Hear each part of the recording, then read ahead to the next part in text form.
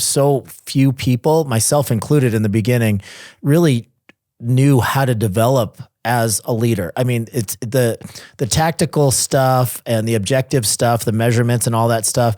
That's easy to put together and to throw out there. So you're measuring people based on their performance, like their objective performance checklist or whatever. But the soft skills are what's really difficult. And like being an actual leader versus a micromanager, where you're just so obsessed with exactly how they do every single step, rather than making sure that they have kind of a little bit of grace and get to the desired result.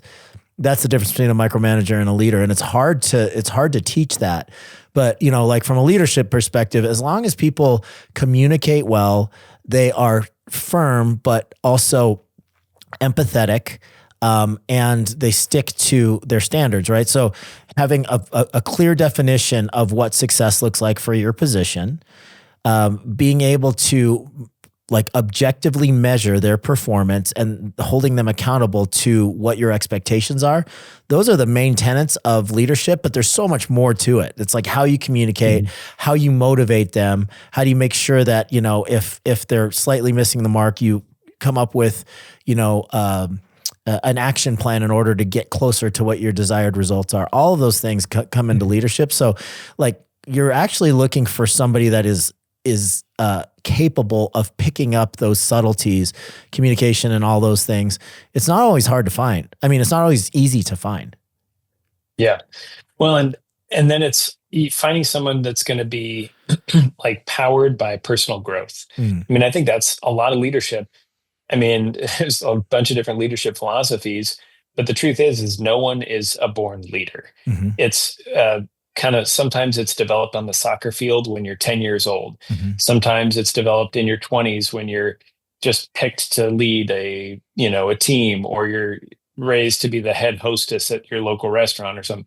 You know, it's always developed through learning and through kind of, you know, sometimes it's stressful moments. But as you build an office manager into that leadership role, it's going to always take some studying of some sort or another.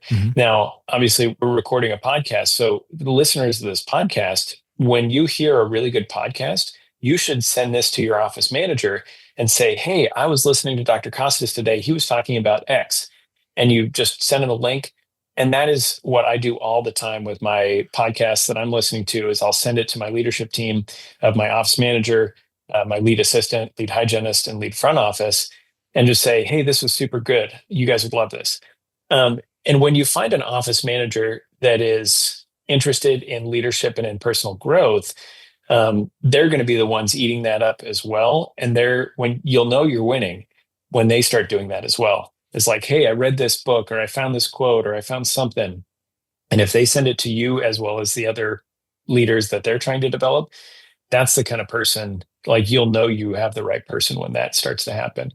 Yeah. And so, yeah. And in this book, we do talk about how, you know, in a larger practice, when you get to a certain size, you are going to have sub leaders. And how does an office manager manage that team of players? How do you add a person onto the leadership team?